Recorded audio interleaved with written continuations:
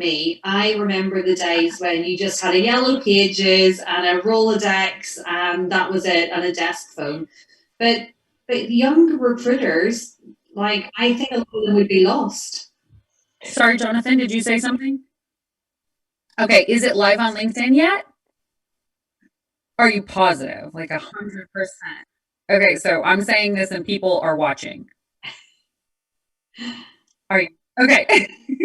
All right, so we'll start over. Welcome everyone to Live with Leah on Talent Tuesday. I am your host of Talent Tuesday, Leah Ramsey, and I am sitting in Houston, Texas right now. And today is a very special episode of our show because we're talking about international recruitment. And my two guests are both in different countries. We have Katrina Hutchinson-O'Neill, and she is in Edinburgh, Scotland. She is the CEO and co-founder of Join Talent. Thank you for joining us again and again. Thanks for having me. We had a little bit of a tech difficulty. And then my other guest today is Navin Hathiramani. He is joining us today from Frankfurt, Germany. He is the interim managing associate at Korn Ferry. Hi, thanks for having me. Thank you so much. And before we got on, we were talking about animals and all sorts of fun stuff and working from home and how they interrupt and whatnot. And then we tried to get onto LinkedIn, didn't work. So, it's just bear with us. Everybody has dealt with this. We all work, well, a lot of people work from home now, and we lose power, we lose internet, we lose connection. So I think we all get it. But we are good to go as long as our producer on the back end, Jonathan, says, Jonathan, are you sure we're online? Okay. All right. Well, I'm so excited, you guys. Thank you so much for taking the time to meet with me today and taking this time out of your schedule. I know it's late there.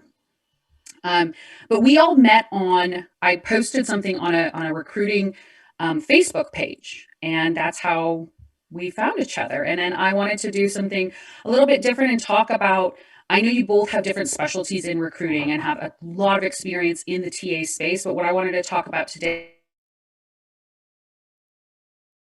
that we see in the recruiting space because of the different types of recruiting that we do.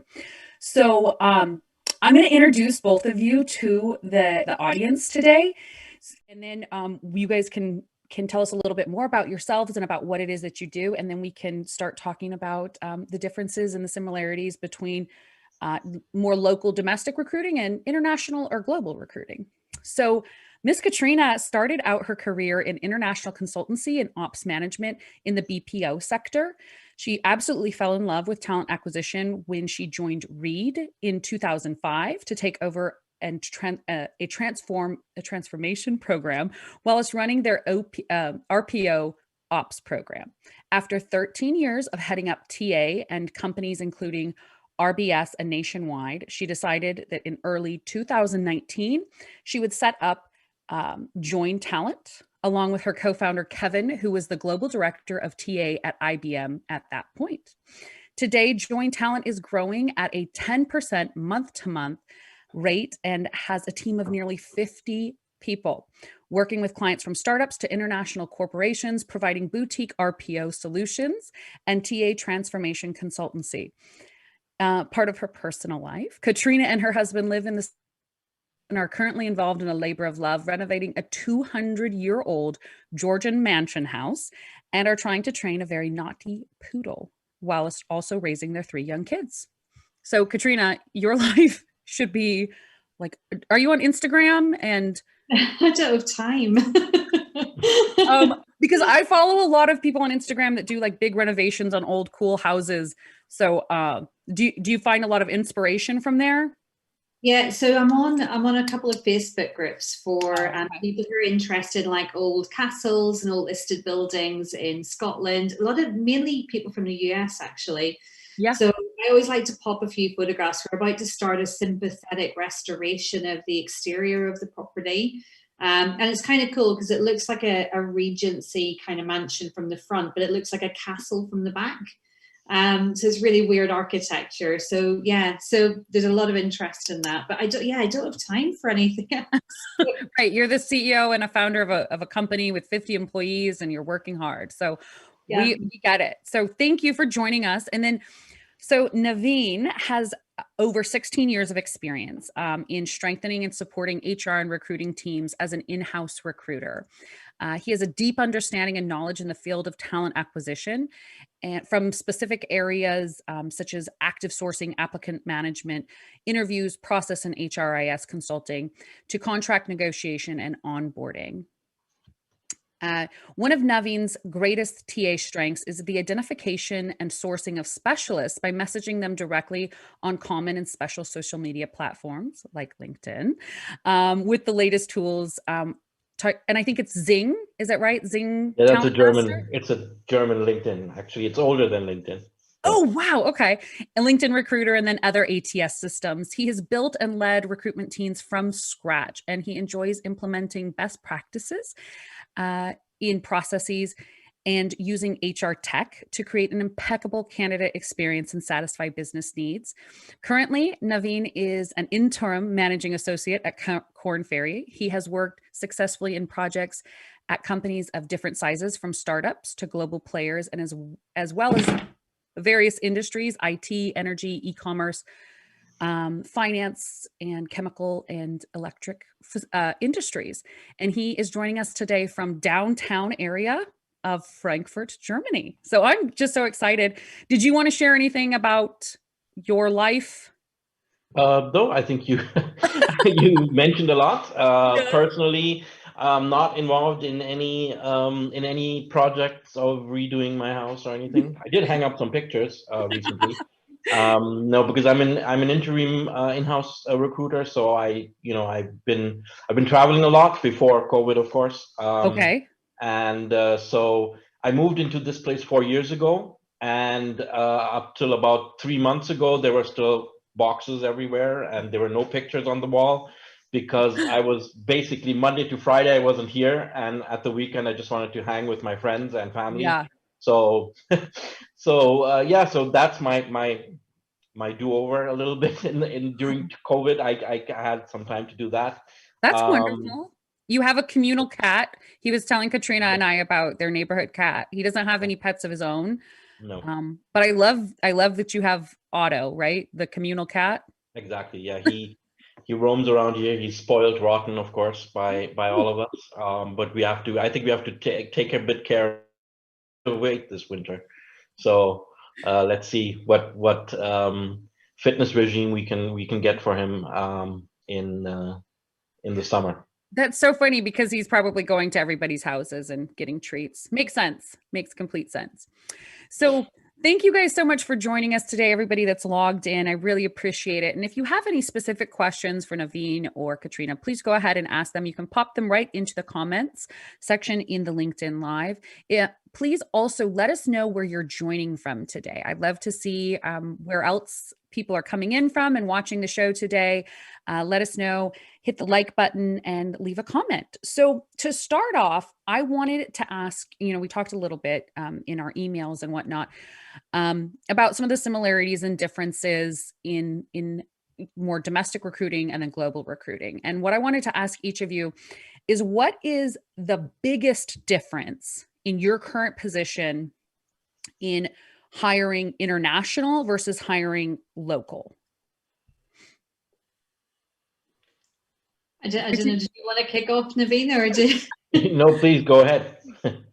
So I think when you talk about international, it's a broad question, because every country has its own differences and challenges, and I think like we cover like today, I think like 16 countries we're covering for different clients today, but most of that, like 98% of it, we're doing from the UK. Okay. The time zones can be a bit of a challenge, I guess, is one. I think one of the challenges sometimes our US colleagues or clients do see Europe as an amorphous lump. Yeah. And actually it's really complicated, because every country in Europe has got its own challenges, its own differences. And I'm not going to tread on your toes, Navin, to talk about Germany, but Germany is definitely top of my list of the most special when it comes to Europe recruitment, because it's so different to the UK. It's probably the most different to the UK. Okay. Because technology platforms you use are different. Social attitudes towards direct sourcing are different. It's probably the most challenging country if you do not approach people in their native language as well. Your response rates for direct sourcing are significantly lower if you're non-native. Even if you speak German, but it's not native German, they're still lower than native German. So that's why, but I'm sure, Navin, you've got plenty more to say on that. I think it's understanding the nuances, isn't it, of the culture, and hiring managers are so different by each country as well. What's acceptable in one country is rude in another. Okay. Those are great starting points. So Navin, can you weigh in on some like the biggest differences for you? Well, I think Katrina made a really good assessment there. I think it is different to Germany. For me, of course, it's a little bit different because I'm looking from inside outside. So for me, you're different and I'm the norm, whereas for you, it's the other way around, right? But I guess it starts with things that Katrina mentioned. Language is definitely a subject that is your chances are definitely higher, I think, if you do approach someone in German. Of course, it has to do also with age, in the sense that younger people now, younger than me, are very international, are globalized much more. So, but I think people my age and older are, they're still a little bit more. They think a little bit more regionally. They think a little bit more, in not in a globalized way. So that's definitely something. Again, it depends definitely on your on the age. And also, what are we talking about? Are we talking about blue collar? Are we talking about white collar? Are we talking about techs? Tech nerds. They're very globalized, I would say. So are they the same across the board? So those are things. But then you've got formal stuff as well. So I know in the US that notice periods are quite short. In Yes. Germany, people who are experts, and this is actually normal, have 3 months notice periods. 3 months notice period? Yeah. So they can't, and that's like the norm. You have that 3 months to the end of the month. You have 3 months to the end of the quarter. You have 6 months to the end of the half year. And the higher you go in levels of C-level and upper management, the higher these notice periods are. So these are things you have to think about if you're an international company in Germany and you want to build an office, and you say, okay, I want to have the really good people, and I want to have them within 4 weeks. No can do. It's just not possible in Germany. So you have to. So those are things you have to take into the equation as well. So there are formal differences, and then there are cultural differences, right? Language differences. So yeah, you're right. There are many differences, but again, it depends on what segment you're searching for. Right. Again, if you look for, if you're looking for developers, or you're looking for product owners in the tech digitalization area, they're very similar all over the world, or at least all over Europe. Right. So just thinking about what you shared, Navin, I did not know that in Germany there was like a standard 3-month notice period. That would fundamentally change the way that we recruit here in the US. If that was like a common practice, it would completely change the way that we recruit. We ask people all the time in our normal recruiting, how quick can you start? When would be your start date? And we usually say, 1 to 2 weeks, 2 to 3 weeks, or 3 to 4 weeks. Like that's, and when you get to 4 weeks and further out, sometimes your hiring managers will be like, nope, we need somebody quicker than that. Let's move on, and I because think it's a double-ended thing, actually. So in Germany also, it's actually one of the hardest countries to fire people as well. Right. So, I knew that. Okay. It massively changes, you're right, it massively changes the psychology of recruitment, because you can't hire fast and fire fast. You've got to have a strategy where you are more conservative and more thoughtful about who you're hiring, because in the nicest way, you're kind of stuck with them for a bit. So it's really different. it seems like it would have to be far more strategic. I feel like sometimes Absolutely. we make hiring decisions quickly in Yeah. the US, and they're made you know, on a rolling basis. We recruit Yeah. all the time. Like my firm, we do subscription-based recruiting because in the industry we're in, you always have to be recruiting because there's such a high attrition rate Yeah. and it's ever growing industry. But Well, having to be that strategic and think out like this position might end, or you know, this person might leave at this date, but we have to have like a 6-month lead up time to find the person to replace it. yeah. Oh my gosh. No, Completely would change the absolutely. And game. it's, I mean, we do have a probation period, which is also quite standard nowadays, 6 months. Okay. So in these 6 months, you can fire somebody within with a 2-week notice period, without having to give a reason, which is also Okay. important. Otherwise, so you do have a little bit of leeway, but absolutely, yeah, you have to be very strategic. You have to, you have to really think ahead. So just to give you an example, I'm looking for someone now for a role in a factory as a head of maintenance, and the person that is leaving the job is going in is has reached the age of to go into pension, or yeah, Okay. and so he's leaving in February next year.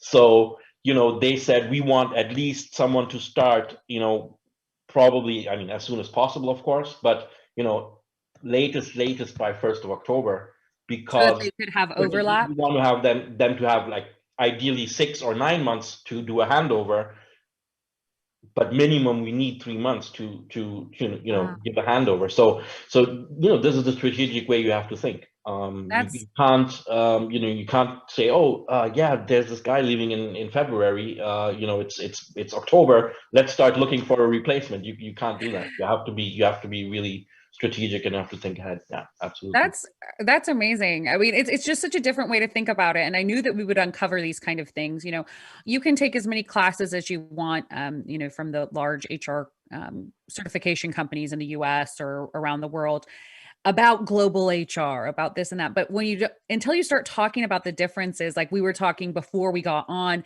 about the differences in the questions that are asked. So one of the things, Rollis just asked an interesting question. He said, what would surprise us as US based recruiters that you do or don't do in Germany or the UK in the process, in the recruiting process? Like that you know of the US, what would surprise me? Like, I wow. think I personally think the biggest thing for most industries, in particularly the UK, still Germany I think is a bit different to this now, but particularly the UK, is by and large we don't care that much about college qualifications. Whoa. Yeah, it's not Really? really. It's increasingly actually a negative thing. If an employer writes out saying you have to have a degree, they're accused of being anti-socially mobile. So it's actually becoming a bit of a social stigma to ask for a college education unless there's a valid reason for the job. So, okay, in lieu of a college education, is it experience then? It's focused on your capability and experience for the job, yeah. And Wow. it's so different. We still get that today working with US based clients, and they're like, yeah, so I want to see somebody that's got a college degree, and we're like, we're not going to ask that. It's not where, but I think the difference again, and if I know we're focusing on Germany and UK, but obviously international is way bigger than that. But in Germany, I still think, and I mean, I don't know if you're still seeing it, we still see the very different cultural view in Germany, where it's whatever you train for in college, that's what you should be doing as your career. And if you haven't, then you're not a serious person if you've moved sideways and gone off to do something else. Oh my Yeah, gosh. Germany is always a little bit behind in some things, but I mean, it's changing as well. It's definitely, I don't have a college education, but I think I get quite good job offers in the meantime. But yes, 10 years ago, 15 years ago, this was definitely a problem. Really? Okay. It's and yeah, you're also right. It's very, I mean, Germany, we have a lot of engineering, and that's what Germany is famous for. So I think you do need a certain education, to work in that field. But I would say more generic roles, which are, yes, any role you do, you need a training, or you should get a training, a good training. But there are many jobs where you can, like, you can start out somewhere completely different and end up there.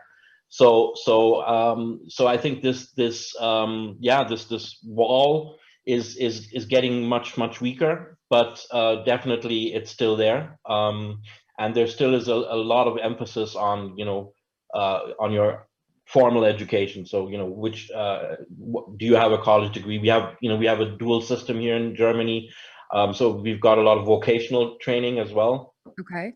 So you have to have either or. If you don't have that, then it's really difficult on the market. So quick question about that in the vocational training. Yeah. Vocational training was very popular in the US for a lot of years, like Mhm. after the World Wars. And it took like a nosedive, and they encouraged everybody here to go to college, get your degree, that you can become a professional in whatever, Yeah. vertical you want to be in. But more vocational jobs are coming back, and we have like this massive gap in vocational jobs right now. And so there's a lot of schools like really pushing vocations and vocational programs. And one of the things that is so interesting for me is that we go to high school, regular high school curriculum, and then you go do your vocational program. But in places like, say, Australia, and I believe in the UK, do you do this as well? But you have vocational high schools, because we're starting to see that in the US now, where at like grade 9 or 10, you will go to a different, more specialized high school that will lead you directly into a vocation. No, it's not quite the same thing. I think there's two ways you go at age 16 when you do your kind of high school examination levels. The next thing, you can stay on and do your what they call their A levels, which is like a international baccalaureate level qualification that takes you to uni, or you can do other qualifications at a tech college. But actually, apprenticeships is a big thing here. Modern apprenticeships is huge, and it's becoming huge all over Europe. But are they paid? Yeah. So it's not what you might think apprenticeships are. And there's a real social stigma that we've been working really hard over the last couple of years to try to get past. Because in the old days, apprenticeships were kind of what you're describing. Vocational training meant largely blue collar and stuff that you did with your hands. Whereas now apprenticeships are, you can get a college degree you can do a 4-year apprenticeship, which gives you a university degree at the end of it.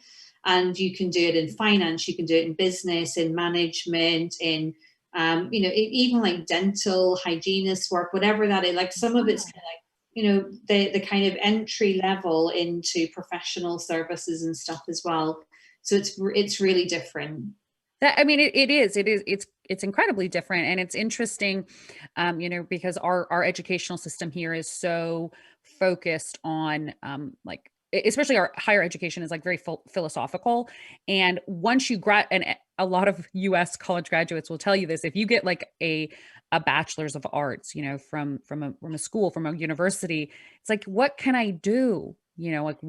It's not an actual thing. I didn't learn it. I know all sorts of things about history and Greek mythology, and I could tell you about philosophy and this and that, but I don't have a skill. And I think that we're going to see a big shift here in the US towards more programs that will actually teach a skill or a profession and a vocation. So that's super interesting. Is it similar in Germany, or what's the system? In Germany, we have an apprenticeship tradition. It's similar in the way that it's until 10th grade, basically.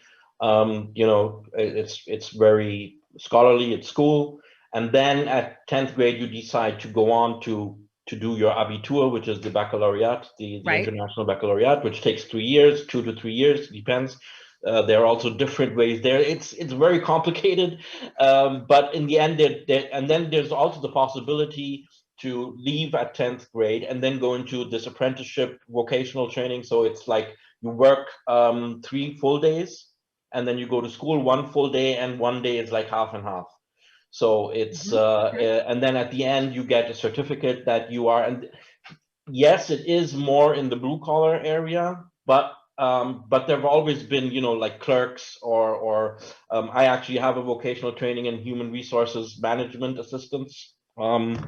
So That's so interesting because, okay, so from a US perspective, when I think of vocational training or apprenticeships, right? When I think of apprenticeship, I think automatically like we have plumbers do apprenticeship, sometimes electricians do. Like you said, carpenters will. It's very much people that work with their hands and have a job where they create things. yeah. I know that in some states they're doing. So I actually have a legal degree, and when you said that people would look down on you if you get a specific degree and then don't do that as a job, they're like, you're not serious. And I have felt that way for a long time. Like, oh, you touched a nerve accidentally. no, it's okay. I'm kind of. But I think in all honesty, so it's really different by every different country and different region. And I think that there's absolutely a correlation that you could probably map out if you cared to go and do the analysis. There's some definite correlation between labor market availability versus job availability. So the worse that ratio is looking in terms of there are more people and less jobs, the higher standards of education typically tend to be expected because it becomes used as a screening mechanism. So if you think about the UK and Ireland, if anything, we've suffered from a major delta for like a decade, if not more, in terms of available people to do even professional level jobs. If I compare that to my experience in recruiting in certain countries in APAC, particularly countries like the Philippines or Indonesia, or in India is a great example, you will get people who have got qualifications that are like put us to shame. Like I remember one of my more embarrassing stories is going to Delhi in India and getting toured around as when I was head of resourcing at RBS. And they took me to an MBA school where everybody was there. They were doing their MBAs. Some of them already had like PhDs and stuff, but they were doing their MBAs. And somebody said to me up on the stage, so ma'am, can you tell me about how your degree was really helpful to you? And I'm like, I dropped out of university after a year. I went to work because I liked the money. And it was, I did go back and get like some of my masters, but I did that later as an adult because I was interested. But at that point, I remember standing in front of them going, yeah, it was absolutely no use whatsoever. It did not help me at all. And it's almost quite bad that you're managing people who were infinitely academically more qualified than you, and you couldn't get through the front door of our business if you didn't have at the very least a degree, but ideally a master's degree in India.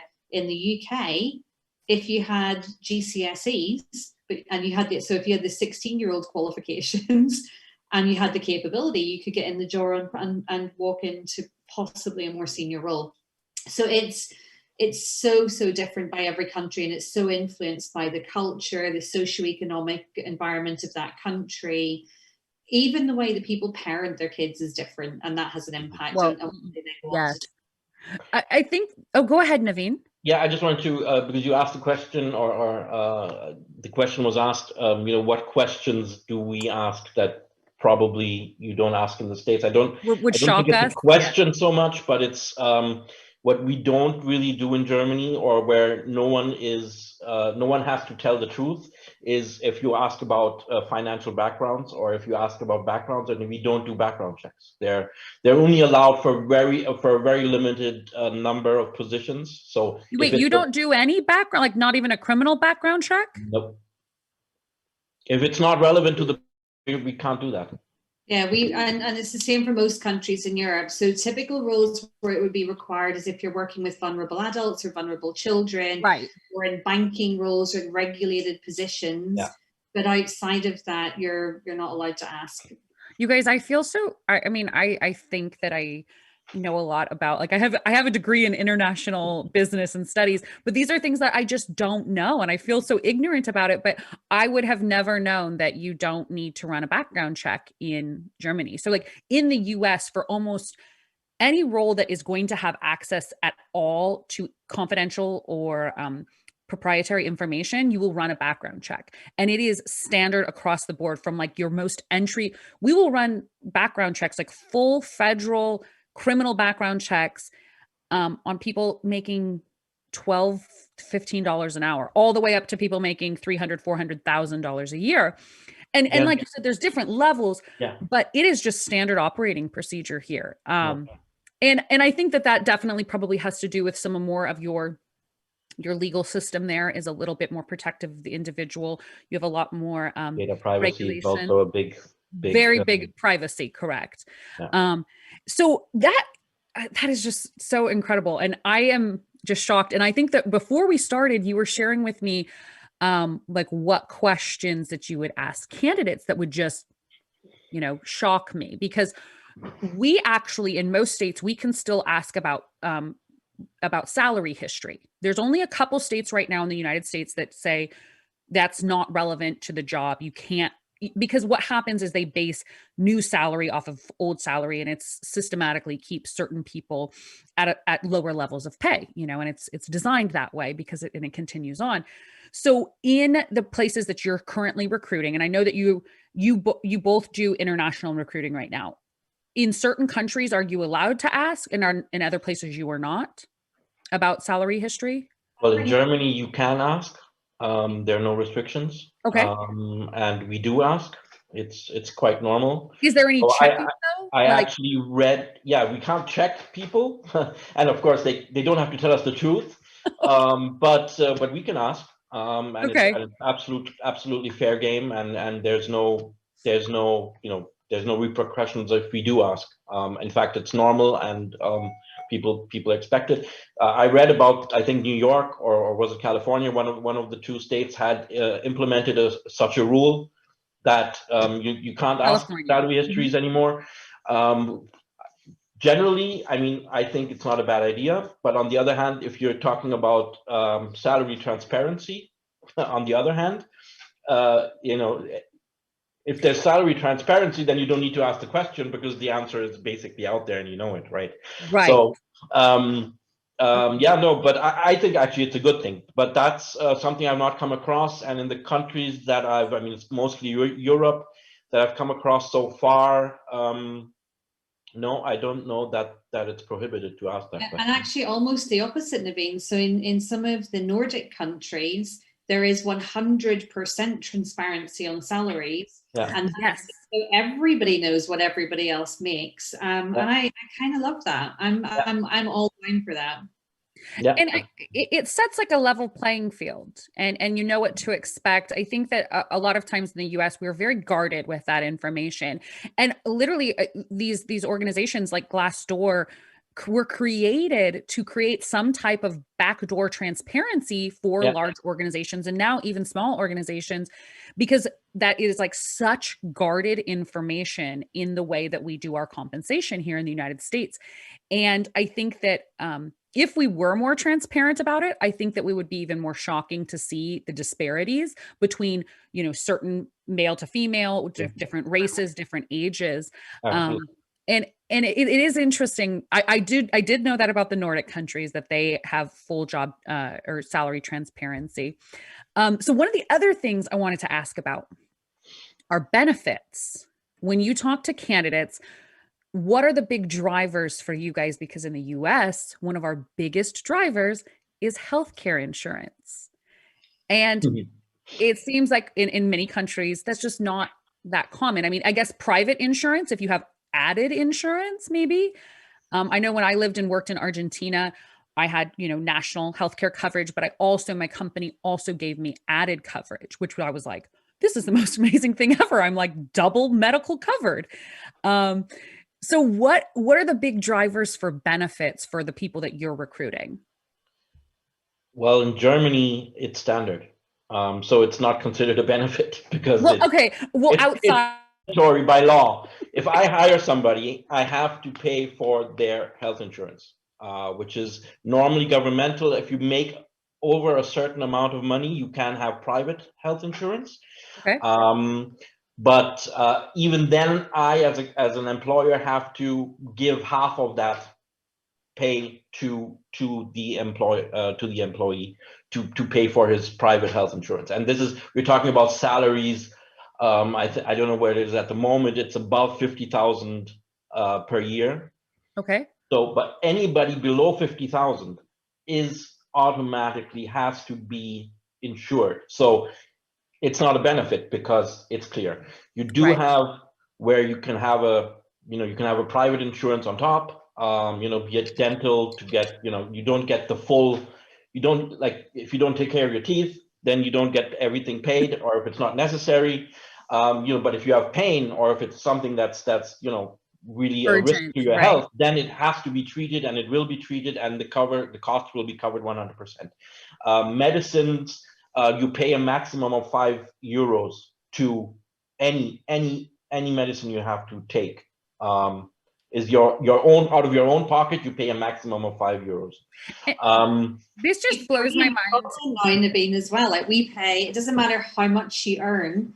It's completely, anything that you need to get in the on prescription is free, and you can even walk into the pharmacy, which I still really struggle to get my head around. And the pharmacist can prescribe stuff over the counter. So, like, if I needed to get like Tylenol for my kids, I can get that over the counter without paying anything. It doesn't matter how much money you earn. Yeah. Really? Okay. So, I mean, this is just mind blowing to me, because I know I've dealt with people that take jobs or don't take jobs solely based on health insurance. And that's on living in the United States, I guess, and us having a very different system. So what other benefits, like, I know that we obviously don't have as generous of PTO policy, or I was going to say that is number one. So it's annual leave.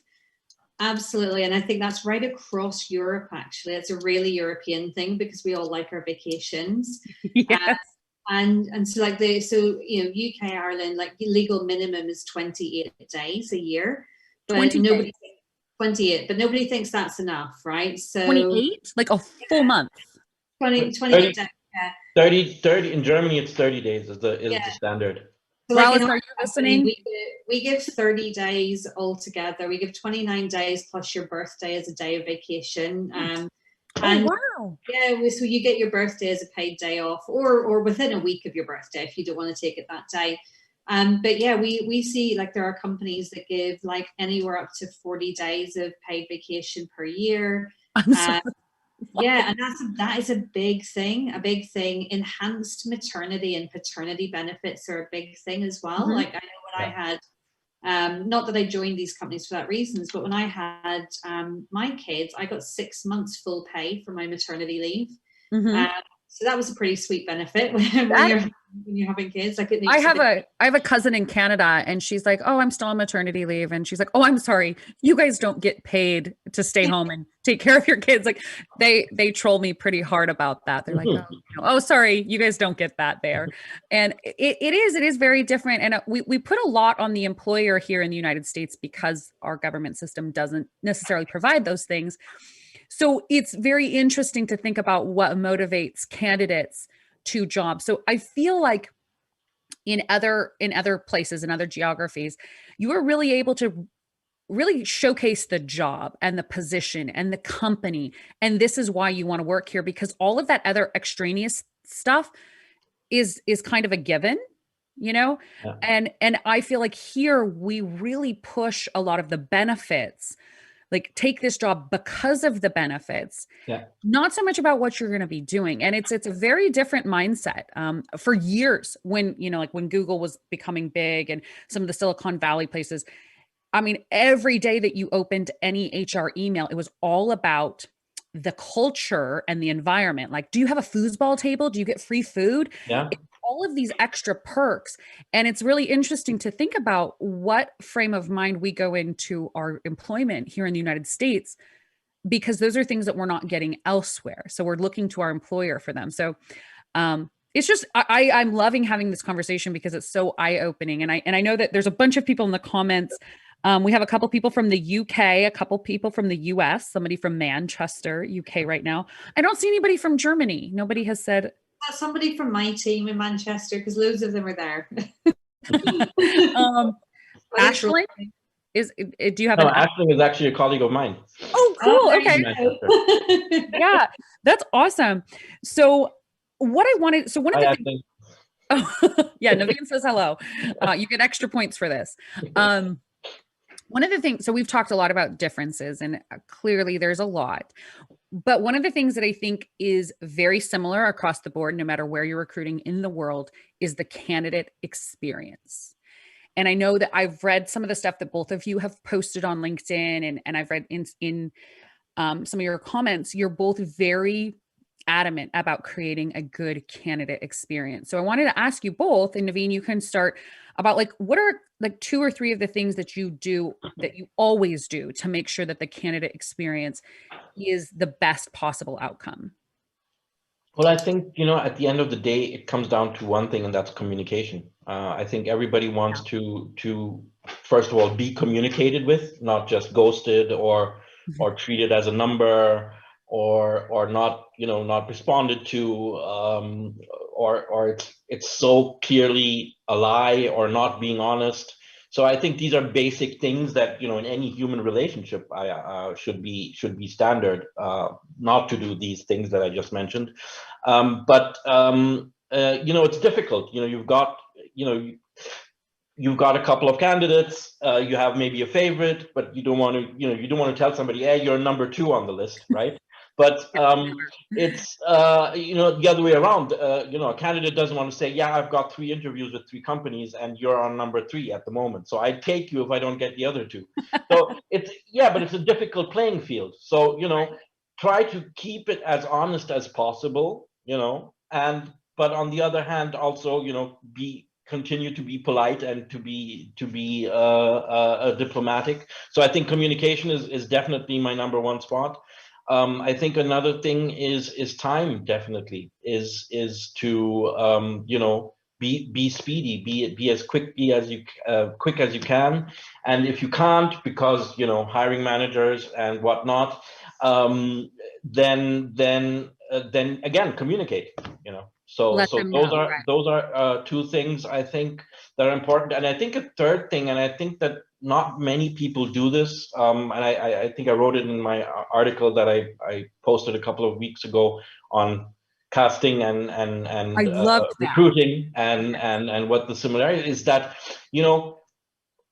I think we focus too much sometimes on the one role that we're trying to fill. Don't see the roles left and right, and that's customer service or candidate experiences.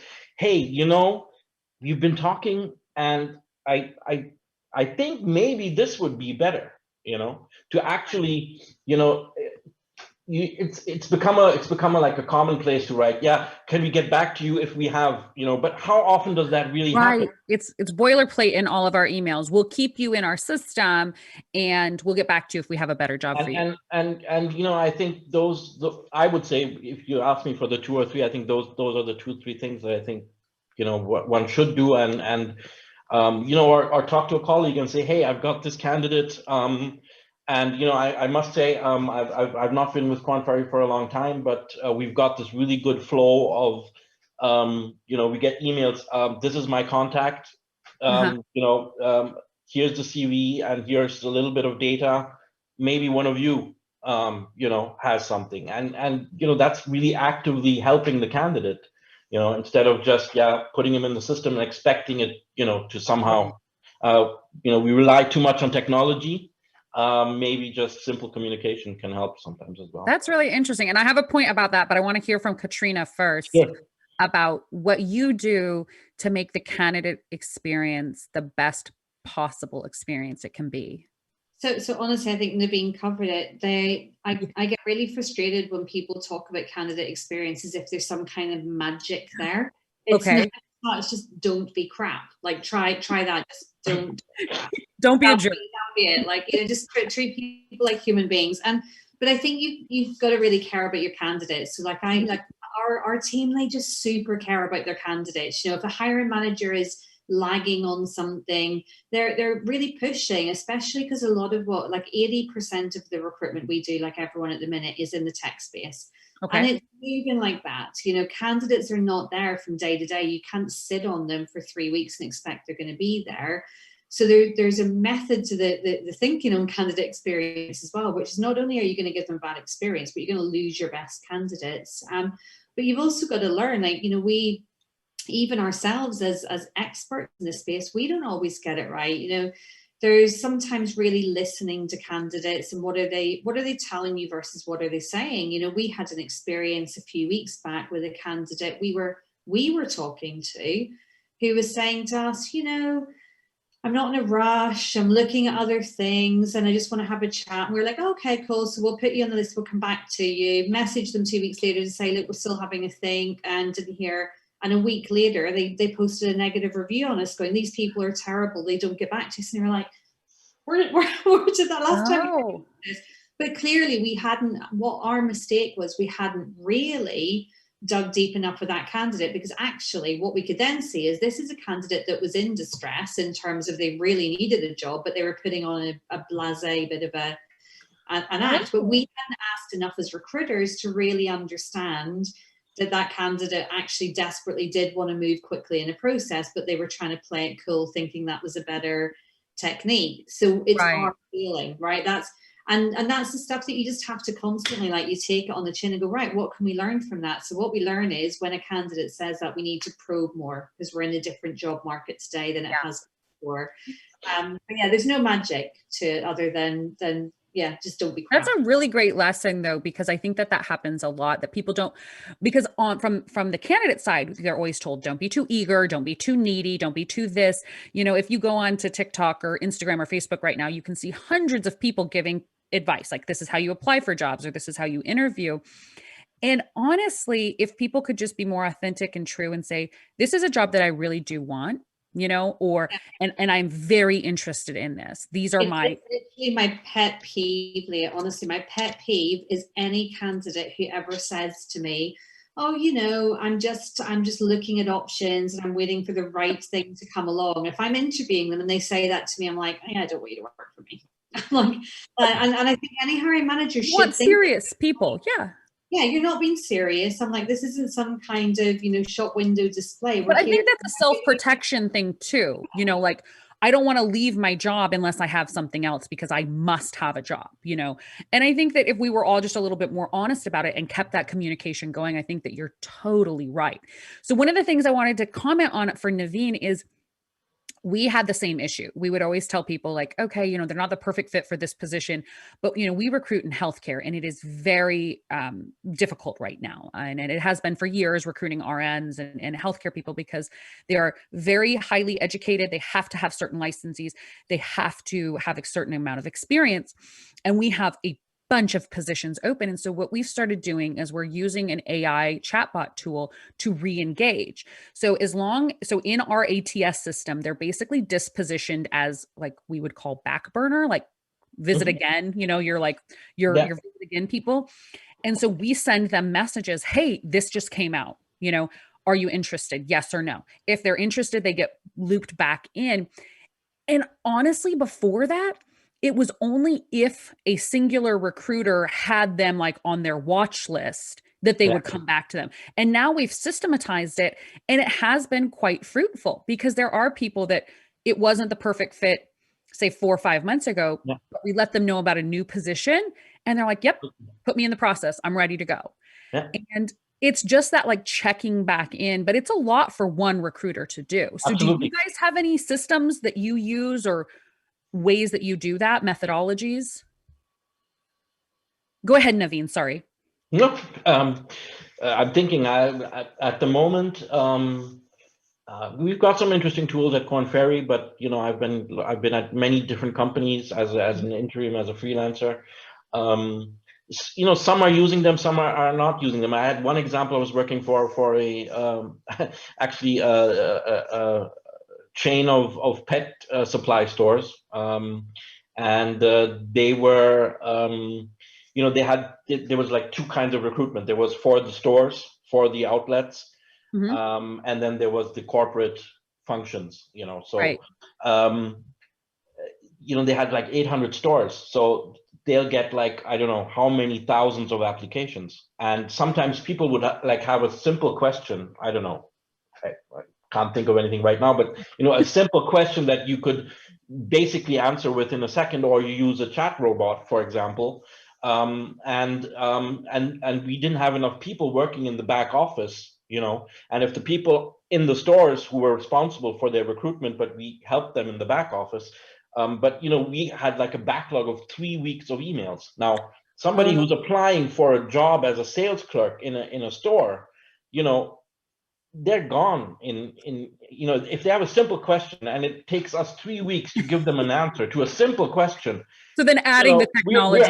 We're out, we get a bad review, and we lose more candidates. So we actually, I suggested that we talk to someone, and we did, and then we got it. And first of all, the amount of emails went down. So we were only backlogged by a week because so many questions were answered. They were answered 24/7. So even if somebody is, at the weekend sitting there and looking for a job, and they just typed it in, they had a question and they got the question, they got the answer to the question. Oh, cool, I'll send my CV, or I'll call up the store. It could be really simple, but there was an issue of you didn't have the manpower or the bandwidth to do it. And it's a lot for recruiters to do. So Katrina, that's why I mentioned in my bio, or you mentioned in my bio, I think we shouldn't rely too much on technology, but on the other hand, we should use it as much as we can to help us create a better candidate experience. And I think the example that Katrina mentioned and my example are good examples for where AI, where technology can help us and can help us create a better candidate experience. I agree. So Katrina, do you have anything that your recruiters do to keep like a watch list or to keep circling back with great candidates? Yeah, big time. So we, as a company ourselves, we're technology agnostic because typically the clients we work with, they typically have their own stack. And they want you to use that. Yeah, we've got what we call our toy box, which is a collection of great market leading tech that we bring in and we plug holes for clients. So we're like, okay, what you have isn't great here, you're missing something. We'll put our tech in there and we'll help you out. So in terms of what you're talking about around sort of talent pooling and talent pipeline management, there's a bunch of tools out there, and the right one for you 100% depends on what you need to do with it. So if it's something that you want to deploy that's going to be like super CRM heavy, you can go with something like a Candidate ID or an Elevate Direct or even like a Beamery, or you can move into I know that I'm going to be doing always on recruitment. We're having a really consolidated ATS, and CRM is important. And you can think about something like an Aperture, for example. So there's a whole bunch of different tech out there, and you can talk about amazing things that you can do with it. And they're all really good platforms. The big thing that I always talk to our team about and to our clients is we do not want talent pools. We want talent puddles. If you've got a pool, you've got stagnant water, in my opinion, because the market moves faster than that. So you almost want a bit guerrilla in your marketing. Like you want to get a puddle of people that you really start to engage with. The puddle maybe is deeper if it's a role that like if you're recruiting for my top end example is nuclear scientists, right? Takes 15 years to train one and they don't turn over that fast, but when you need one, you need one. So you've got to put a long game in there in your development strategy with who you're talking to. Right. It's a ridiculous example because it's so unusual. But generally speaking, let's pick a mid-weight full stack developer as a standard role that everybody and their wife is hiring for today. If I go out there today, and I don't even think there are 100 active candidates in the world in that space at the minute because they're all being pursued. But let's pretend there was 100 active job seeking mid-weight full stack developers out there. If I put them into a talent puddle or a talent pool today, and I sit there and I send them all the nicest messages in the world and I super engage them and talk to them about my employer brand and send them all of my materials, doesn't matter. In 4 weeks' time, they'll all be in jobs somewhere else. So it's completely pointless. I've just created stagnant water and redundancy. So you've really got to think about what is your hiring plan and what are your needs? Why are you building this pipeline of people? And when are you going to use them? Because otherwise it's work for the sake of nothing. It's when people say to me, oh, we've got this amazing talent pool where we've got 10,000 people. And I'm like, great, you've probably got like 9,900 people in there that shouldn't be in there. And that don't want a job. They're not looking. Yeah, or either they're not looking or there's a reason why they're in your talent pool and not in a job already because you've not got the requirement in your demand plan for the skill set most likely that they have got. So, and also there's really bad behavior, I think, with recruiters at times as well, where it's always newer is better, and hiring managers, and I do think this is an international thing because I see it everywhere, and it frustrates me. But with hiring managers, this view of only the good candidates are in jobs already. So if somebody is an active job applicant or you've talent pool, they're not the top, they're not the best. Yeah, they mustn't be very good. I want the hard fish to land. If it's not been worth the chase, it's not worth landing it. It's almost like a kind of like high school dating analogy or something ridiculous.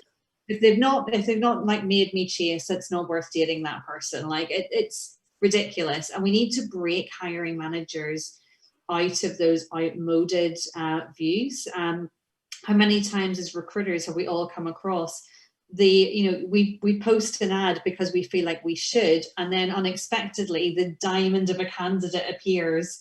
I'm not suggesting that advertising is the right thing for every job, trust me, but, No. Right. but how many times does it happen? The channel through which somebody comes should not have any bearing on the qualification that is made against them for the role. And I think recruiters do ignore talent pools because of that, because they want to show their hiring manager that they've gone out and hunted and gathered this candidate from the wilds of nowhere and put them in front of them because it's like a trophy to say that they've done that. Mm-hmm. No, it's late at night here. I might be being a little bit cynical at this time of night. You're like, I've had a couple of glasses of wine by now, and No, I think I'm just under caffeinated, to be fair. No. Oh, I know. I need more coffee today too. Well, let's wrap up then. I have thoroughly enjoyed this conversation with you, and I honestly, I think we should make a series out of it and talk more and include some other people, because I think that we get so well, I know I do, you get your blinders on, and I'm just recruiting this thing, and I've been recruiting in healthcare for the past couple of years, and we haven't been doing a whole lot of other stuff because it has been so intense. And you forget to look outside of what you're doing and say, oh, they're doing this over here and that could work for us, or they're doing this over here and that could work for us as well. I think that the more that we share and learn from each other, I think that the better that we'll all be in this space, for sure. But so to play off of you guys get amazing PTO packages, apparently. Rawlis wanted to know, do people really take it? Because a lot of times in the US, you have a PTO package, but a lot of people just don't use it because they don't feel like they can, or they just don't. So we have a legal obligation as employers to make sure that people take it off. I'm going to be coming to Scotland soon. I'm done. So it's a thing. We have a thing called the Working Time Directive, which in the UK, which even regulates like how much time that they can work in a rolling 12-week period. Oh, but yeah, people do, and actually a really, really popular thing, this might be even more annoying, apologies, but a really popular benefit is purchasing more holidays as well. And that's a really common thing that companies— You can purchase them from the company or from other people? No, from the company. So you can say, look, I want to add maybe up to 10 days of vacation time. So you will buy 10 days off the company. That gets prorated as a salary discount in your salary. So effectively over a year, you're losing just under 1 day of salary per month. So you don't notice it, but you get an extra 10 days of paid vacation on top of your 29, 30, 32 days. That is brilliant. Oh my gosh. Yes. You can sell if it goes over the legal minimum. Some companies allow you to sell them back as well. So, if you've got 32 days and you want to sell 4, you can maybe do that. Okay. Well, so in Germany, it's definitely, I haven't heard of it. I mean, you can take a sabbatical but I mean, 30 days is the standard. And we actually have sometimes the problem, or more often than not, the problem with people not taking the days off that they get. Yeah. That's what we have in the US. And then you're enforcing rules that you have to take them by the end of the first quarter of the next year. Yep. Or you lose them. Of course, you can't lose your minimum. Those have to, and I think in Germany it's 22 days or 20 days. I'm not quite sure, but like I said, nobody who's competitive out there and wants to get good people will offer below 28. That's just not. It's just not out there. Somebody in the comments said that she's like, Carrie Ann says, I'm just about to cry right now. This is just, it's too much for me. But okay, so if your companies that you're currently working for said, okay, you have to take a 3-day paid vacation, all inclusive, we'll pay for everything. I want to know where would you guys go? So Navin or Katrina, either one, what would you do with, I guess 3 days is not a lot to you guys. For us, that seems like a ton. Okay, let's say a week, and we'll pay. Straight away, you're like 3 days. You're like, well, with travel time, I don't know. Okay, fine. A week, a full week, and you can go anywhere, and we'll pay for everything. What would you do? Well, I'm sorry. No, go ahead. Go ahead. It's been exactly a year now with COVID and travel restrictions, and I don't really care. Anywhere? It's anywhere that's not my living room and my office and my hometown. Yes. So anywhere that's like 30 kilometers or 20 miles or farther away. I want to go like 18 hours away. Yeah. I want to go. So the 3 days would be fine because you just put me in a car for half an hour and you'd get me there. So even just across the border to France or to the Mediterranean or something would be perfect for you. You don't even care. Okay. What about you, Katrina? So I'm a tropical flower. I love sunshine and I miss sunshine. So because my big passion in life is traveling, and I used to do a lot with work. I used to get to fly around the world and stand on stages and talk about talent acquisition and cool. Ridiculous. So this time of year, normally I'd be getting ready to go back to Australia. And I love it when I go to Australia. I usually work for a few days in Sydney and Melbourne. And then I go up to Cairns and go out to the Great Barrier Reef. And last time I took my 7-year-old child with me, and it was awesome. It was really good. It's so good. So I miss that. But I think if I could go anywhere in the world, probably Vegas. I super miss Vegas. We would have gone there last year for my husband's 40th, and we couldn't because of COVID. And I think I would have been getting ready to go to the big HR convention there, the big TA and HR convention in May, but I don't think we're going to be able to because we can't get vaccines. I'm probably not going to get one until middle of the summer here because of like my age. So yeah, like Vegas. So who doesn't got everything you need, right? For a week. So my husband is in Vegas right now playing in a golf tournament. I'm so sorry, but I'm here in Texas and I haven't left, but I haven't left here in over a year now. So I agree. I would any airplane ride going, I would go to like, I don't care, Oklahoma. It's fine. There's got to be something, like Idaho. I'll go. Spa day. Like if I could even go to the spa, like don't forget that here in the UK, like honestly, I've not had my hair cut since. Oh yeah. So we've had like we're still in really strict lockdown. Really? So my children haven't been in school since December. So our kids everybody's back in school. Ours went back for like 2 months, but yeah, my kids aren't back. They go back next week, thank goodness. But yeah, like hairdressers, everything's been closed since before Christmas. Oh, we're all opened back up. Actually, in our state. Everything. Nothing. I'd love to go to a restaurant, actually, to be quite honest with you. Forget the 3 days, forget the week. You don't even have to pay. Just get me a restaurant. Actually, a friend of mine, he knew the owner of a restaurant, and we're on lockdown, so you can only take, you can only get takeaway. So a lot of restaurants that normally don't do takeaway, in order to make some kind of money, they didn't. So he found this one place where he basically rented the entire place on Valentine's Day for him and his wife to have a dinner in a restaurant. So cool. Well, it will be soon. We can go on vacation soon. You guys let me have a haircut. Yeah. If I could get my hair, I would be. If I could go to a spa for a day, honestly, that would feel. I've almost got to the point where I literally can barely remember what life before lockdown was like. Like, what did we do? We had friends. I think we had friends before COVID time. I've not seen my friends for months, so yeah. That's the bad thing about living in Scotland. The one thing is because we're in the middle of nowhere, right? And it's winter. Well, it's starting to be spring, right? Yeah. Oh yeah, so it's like 3 degrees Celsius. Oh my gosh. Well, I hope that our conversation lightened the mood for you both. And I just want to thank you guys both so much for sharing just amazing information. And I think we should definitely do it again. For those of you watching, you do get a SHRM PDC credit for this if you watched the whole time. Joanne will pop those into the comments now. And thank you guys so much for all of those with the comments and the questions. I didn't get to everything today, but I will have these two back on again because I think it's just so fun to talk to you guys, and you know so much, and you have had so many amazing experiences in the TA space. So I really appreciate it. Thank you. Thank you.